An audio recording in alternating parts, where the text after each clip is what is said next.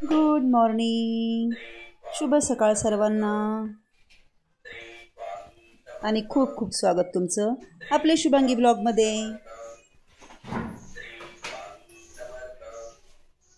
तर माझी सकाळची देवपूजा वगैरे झाली आणि मी किचनमध्ये आली, कारण मग किचनमधले सर्वच कामं बाकी होते।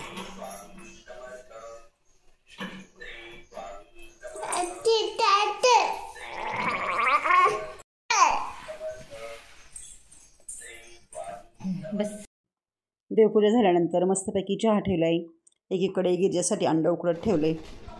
पाचोळे साहेबांना कोरा चहा लागतो, मग मी त्यांच्यासाठी कोरा चहा केला आणि नंतर मेथीच्या भाजीची तयारी केली। मेथीच्या भाजीला लसूण वगैरे सोलून ठेवला आणि मस्तपैकी मेथीची भाजी केली। दूध तापतंय। पाचोळे साहेबांनी लाल मिरचीची मेथीची भाजी बनवायला लावली ती, मग लाल मिरचीची मेथीची भाजी आणि चपात्या दिल्या त्यांच्या डब्याला।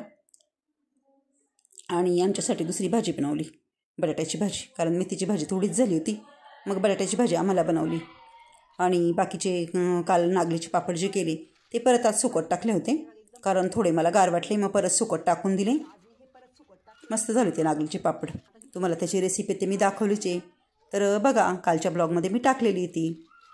तेव्हा किती सुंदर दिसत आहे नागलीचे पापड।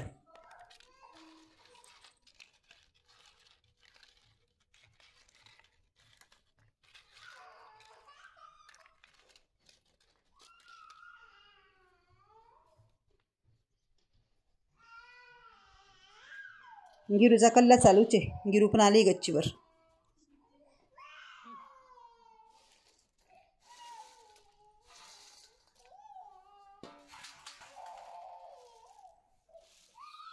पापड वाळत टाकल्यानंतर मी साबुदाण्याच्या चकल्या पण परत उन्हात ठेवल्या। म्हटलं एकदा कडक वाळून घेतल्या का डब्यात भरून ठेवायला मोकळं आपण।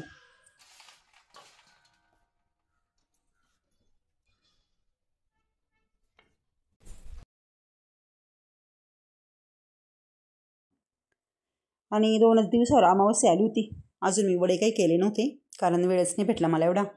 तर मग थोडीशी हरभऱ्याची डाळ भिजवून मी वडे करते आहे, कारण हात सोडवणूक करून घ्यावे लागती वडे, कारण चैत्र लागण्याच्या आधी, नाही तर मग चैत्रात वडे खुडायला सुरुवात केलेली चालत नाही आमच्याकडे।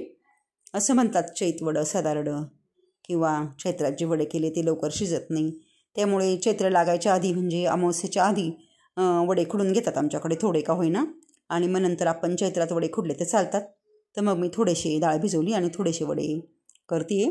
तसे मी वडे जेव्हा करेल तेव्हा मी वड्यांची तुम्हाला पूर्ण रेसिपी दाखवालच। आणि बाकीचे सर्व कामं आवरल्यानंतर आम्हाला थोडं बाहेर जायचं होतं। तर कुठं जायचं होतं बघा आता व्हिडिओ शेवटपर्यंत। जय माता दी, नमस्कार, मी शुभांगी आणि खूप खूप स्वागत तुमचं आपली शुभांगी ब्लॉगमध्ये। तर आजचा दिवस तुम्हाला सगळ्यांना खूप छान आनंदाचा आणि आरोग्यदायी जाओ हीच ईश्वरचरणी प्रार्थना। श्री स्वामी समर्थ। तसा माझा दिवस पण आजचा खूप छान गेला। आज मी दिवसभर नागलीच्या पापड्या बनवत होती, तर त्याचा रेसिपी मी तुम्हाला दाखवेलच नंतर। तर आज मी चालली एका ठिकाणी वाढदिवसाला। वाढदिवस कुणाचा तर खास आहे, कुणाचा व्यक्तीचा, कुणाचा मुलाचा, कुणाचा नाही आहे, तर वाढदिवस खास आहे। त्याकरता तुम्ही व्हिडिओ शेवटपर्यंत नक्की बघा, काय काय नियोजन आहे वाढदिवसाला, कसं कसं आहे, तर त्याकरता तुम्ही व्हिडिओ शेवटपर्यंत बघा, म्हणजे तुम्हालाही समजेल आम्ही नेमकं कुणाच्या वाढदिवसाला गेलो आणि तिथे काय काय होतं ते। चला तर मग वाढदिवसाला जाऊया। वाढदिवसाचं ठिकाण आमच्या घरापासून 4-5 किलोमीटर अंतरावर होतं, तर आम्ही सर्व गाडीमध्ये चाललो आता।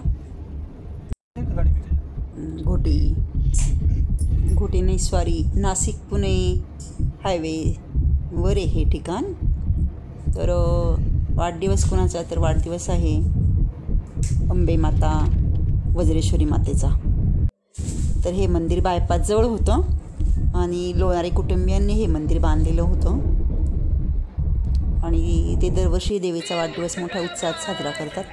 तर हे बघा आम्ही मंदिराजवळ आलो आहे।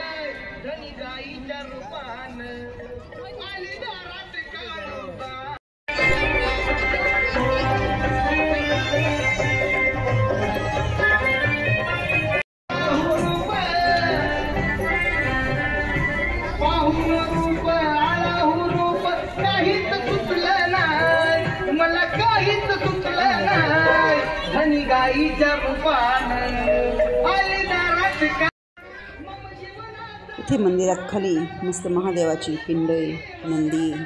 तिथे आम्ही दर्शन वगैरे केली. गिरिजाने पण दर्शन केलं तिच्या बाबांसोबत. आणि आता आम्ही वरती चाललो आहे देवीच्या दर्शनासाठी.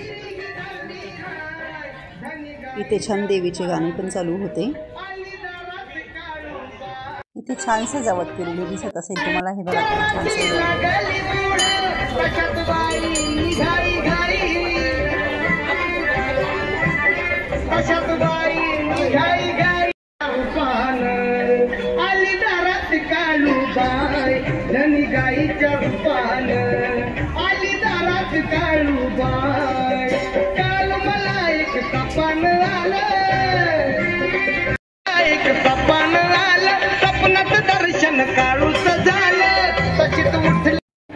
ते छान होम वगैरे केलेलं आहे. ते होमाच्या इथे आम्ही दर्शनं घेतले आणि भरपूर भाविकांची गर्दी होती मंदिरामध्ये.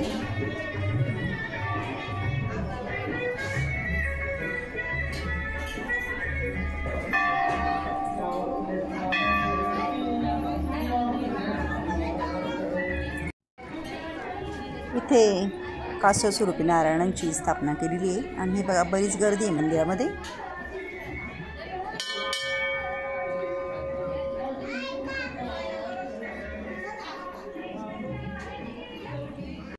इथे सत्यनारायणाची पूजा मांडली होती. इथे आम्ही सर्वांनी दर्शनं घेतली आणि प्रसाद घेतला आणि दर्शन लायला उभे राहिलो. इथे देवीच्या मूर्ती बघा किती सुंदर सजवलेलं आहे. वज्रेश्वरी माता, रेणुका माता आणि अंबिका माता अशा 3 मूर्ती आहे इथे. तर खूप सुंदर सजावट मूर्तींची केलेली होती आणि मंदिरही खूप छान सजवलेलं होतं.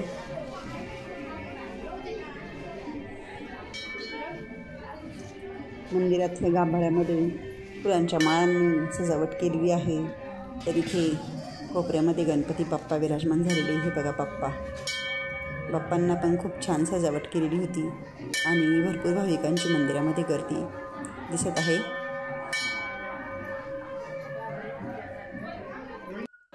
आणि इथे देवीसमोर पण सुंदर सजावट केलेली आहे, कारण देवीचा वाढदिवस आहे. त्यामुळे हे बघा किती मस्त फुलांची, दिव्यांची मस्त सजावट छान केलेली आहे. अतिशय प्रसन्न वातावरण इथे आहे.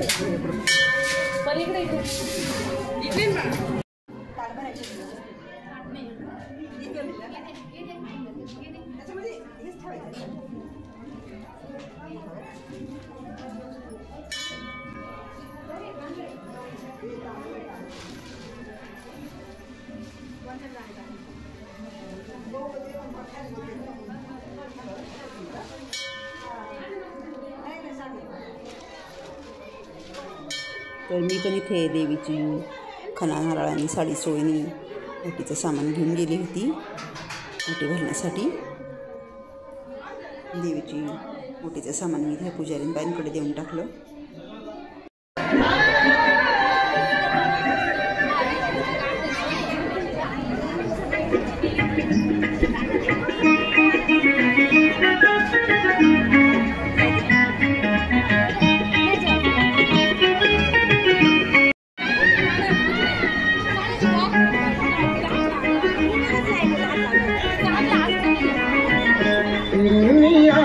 शादाही एवनी आई काळूबाई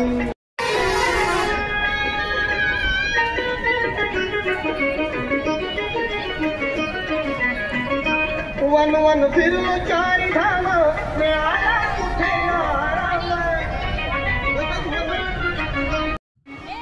कुठे दर्शन वगैरे घेऊन झाल्यानंतर आम्ही आमचा मोर्चा आता महाप्रसादाच्या दिशेने वळवला. इथे महाप्रसादाचं आयोजन केलेलं आहेच केलेलं आहे, म्हणजे जेवणाच्या ठिकाणी पण भरपूर गर्दी होती.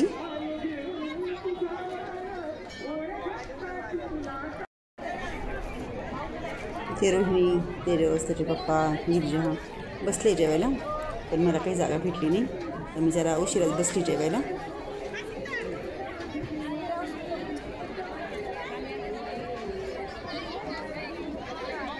इथे जेवायला मस्तपैकी कढी, भात, शेव, शिरा, पापड असं छान जेवण होतं आणि जेवण खूप छान होतं. मी पण जेवायला बसून घेतलं. आणि जेवण झाल्यानंतर आम्ही परत देवीला बाहेरून नमस्कार करून आमच्या घराकडे निघालो.